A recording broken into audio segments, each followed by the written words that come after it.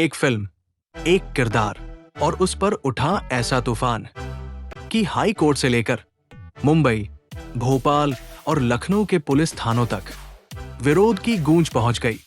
घूसखोर पंडित को लेकर देश भर में बवाल, प्रोड्यूसर की सफाई आई, सोशल मीडिया से टीजर गायब हुआ और अब अभिनेता मनोज बाजपेयी की प्रतिक्रिया भी सामने है। इधर योगी आदित्यनाथ का बड़ा कदम, उधर फिर सामने आया एप्स्टीन का जिंदा भूत, घिनौने कारनामे और एक पिता का ऐसा कदम जिसने इंसानियत को कटघरे में खड़ा कर दिया। जिंदा बेटी का किया गया मृत्यु भोज।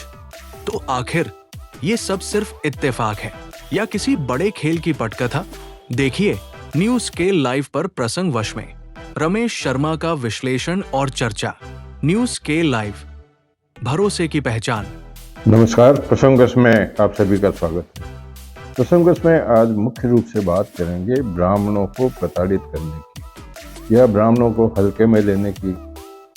बात इस बात पे है कि फिल्मों में जो OTT पे फिल्म बनती है, न्यूफ्लिक्स पे, उसमें एक फिल्म बनी है घूसखोर पंडित। पंडित भी नहीं, पंडित लिखा जो, अगर सही शब्द होता है पंडित, लेकिन पंडित शब्द को भी अपमानित करने जैसा पंडित शब्द यूज में किया गया है, घूसखोर पंडित।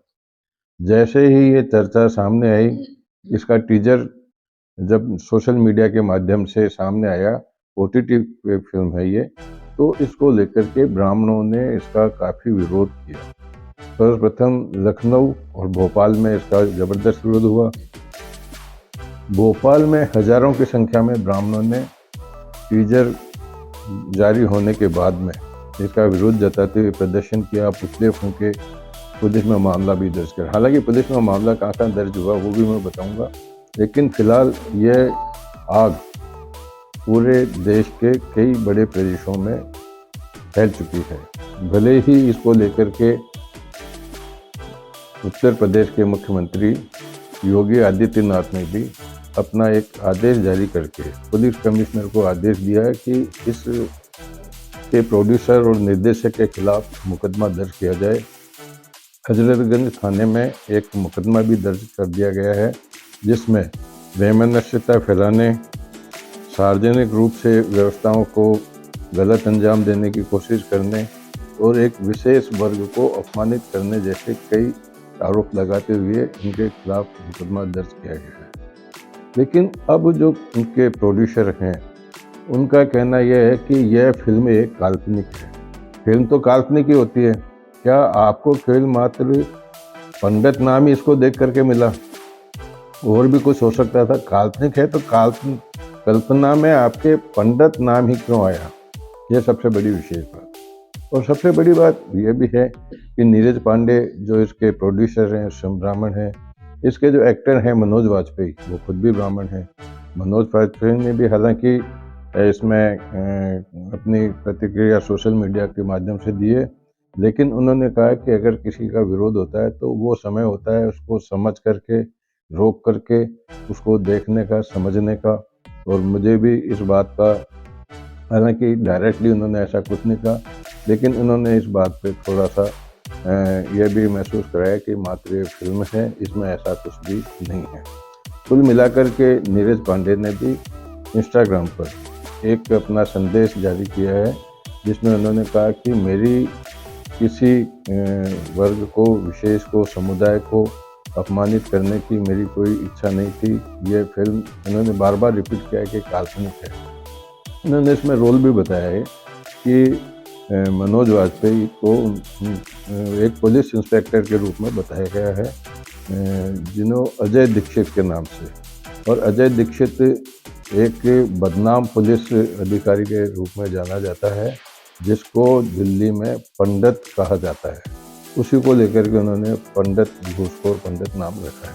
लेकिन कुछ भी हो, यह एक वर्ग विशेष नाम को, पंडित को, विशेष नाम को, जो धार्मिक रूप से भी, सनातन धर्म में भी एक प्रमुख नाम होता है, उसको प्रताड़ित करने की भले अप्रत्यक्ष रूप से ही कोशिश की गई हो, लेकिन वो उसी श्रेणी में आता है। इसके जारी होने के बाद में विभिन्न जगह मुकदमे दर्ज किए गए हैं। दिल्ली में भी महेंद्र चतुर्वेदी हैं, उन्होंने अपने वकील विनीत जिंदल के माध्यम से दिल्ली हाई कोर्ट में एक अपील जारी की है। इसी तरह से यूबीटी के प्रवक्ता आशुतोष दवे ने भी मुंबई में एक थाने में इस प्रकार का एक मामला दर्ज करा करके और समाज को पीड़ित करने का आरोप लगाया है। सबसे बड़ी बात है कि मानव अधिकार आयोग ने भी इसमें प्रसंज्ञान लिया है। उन्होंने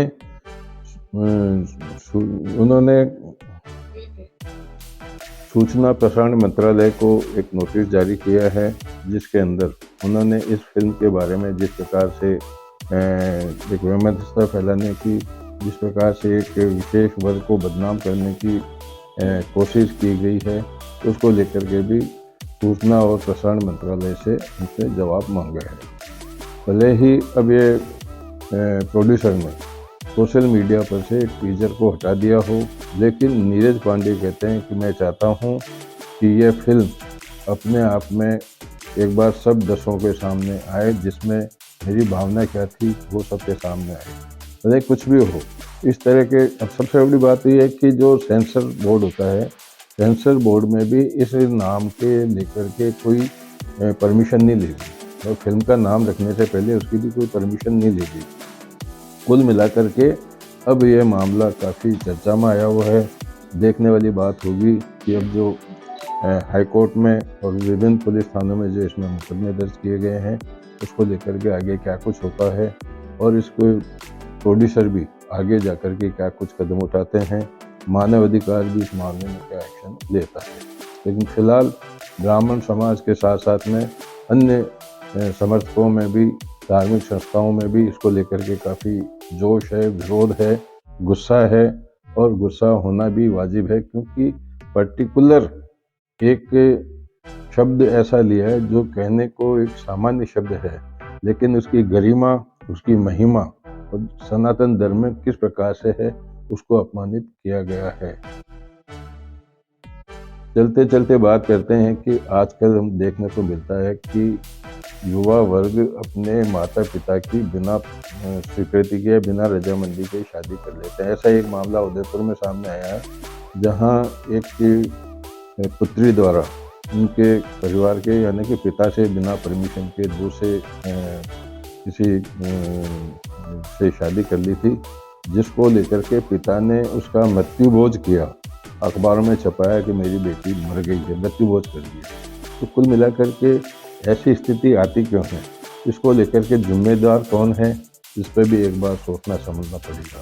और अब चलते चलते एक बात और कर लेते हैं कि एक बार सोया हुआ भूत वापस जाग गया। एपस्टीन को लेकर के जो काफ़ी कुछ हजारों जिनकी फोटोओं का, चित्रों का, जिस प्रकार से अश्लील हरकतों का जो एक मुद्दा छाया हुआ था 2 महीने पहले, वो आज फिर सुर्खियों में आया, जिसके अंदर कई इस तरह के चौंकाने वाले मामले सामने आए हैं, जिसको देख करके ये लगता है कि इस मामले में सच्चाई अगर उजागर हो जाए तो हमारा चरित्र कहाँ है। इसमें बताया गया है कि एपस्टीन में कुछ लोगों को नामजद से जाहिर किया गया है कि उन्होंने ज़बरदस्ती कुछ नाबालिगों को अपना शिकार बनाया, ज़बरदस्ती उनको गर्भवती बनाया और उन महिलाओं का वहीं दफन कर दिया गया। कुल मिलाकर के आज के प्रसंग को इसको विराम देते हैं। कल फिर किस प्रसंग के साथ मैं आपके सामने उपस्थित होऊंगा। तब तक के लिए नमस्कार।